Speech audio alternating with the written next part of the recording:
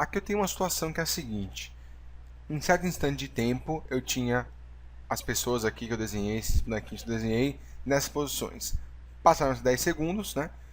E eles mudaram as posições. Então, vamos só rapidinho completar aqui as posições dos bonecos. Então, o boneco amarelo teria a posição menos 1 metro, o boneco azul teria a posição 2 metros, o boneco vermelho teria a posição 4 metros. Isso na primeira parte, na parte inicial. Na parte final, O boneco vermelho teria a posição de 1 metro, o boneco azul manteria a sua posição de 2 metros, e o boneco amarelo teria agora a posição de 4 metros. pronto, beleza. Posições colocadas. Dá para ver que houve mudança nas posições. E em física, a variação de uma grandeza, ela tem uma letrinha específica para ela, que é o delta, que é um triângulozinho. Então, vou escrever isso aqui, ó. E a letrinha é o delta. Delta é tipo um triângulo. A letra grega. Então, como é que a gente poderia calcular, por exemplo, qual foi a variação da posição do boneco amarelo, por exemplo? Você diria, não, variou de menos 1 metro para 4 metros, certo? Mas quanto foi essa variação? Aí você contaria, né? 1, 2, 3, 4, 5. Ele variou 5 posições, nesse caso 5 metros. Certo, contando é fácil. Como é que eu calcularia isso? A ideia é que todo delta ele é calculado pelo valor final menos o valor inicial, não importa qual é a grandeza que está falando. Pode ser a variação de posição, pode ser variação de tempo, toda variação vai ser calculada por valor final menos valor inicial. Então vamos fazer alguns cálculos de variação aqui.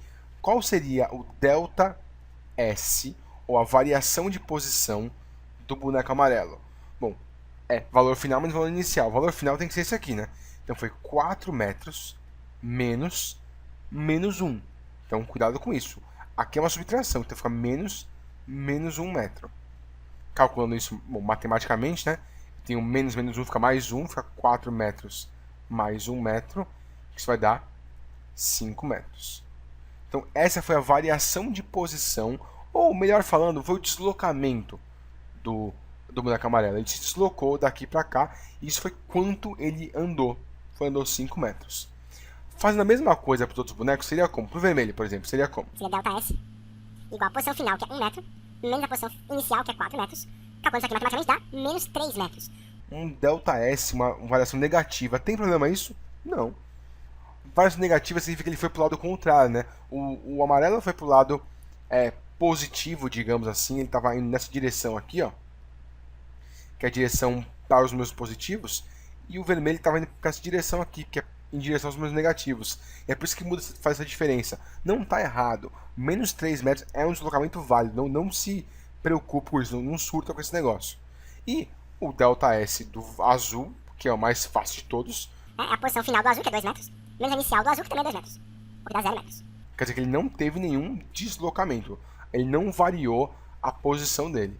Mas delta, ou variação, não é só para delta S, não é variação de posição ou de espaço, não. Pode ser de tempo também.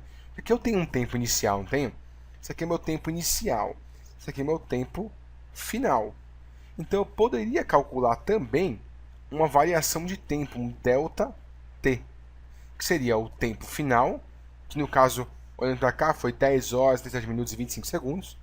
Então até posso escrever assim, ó, 10 horas, 37 minutos e 25 segundos.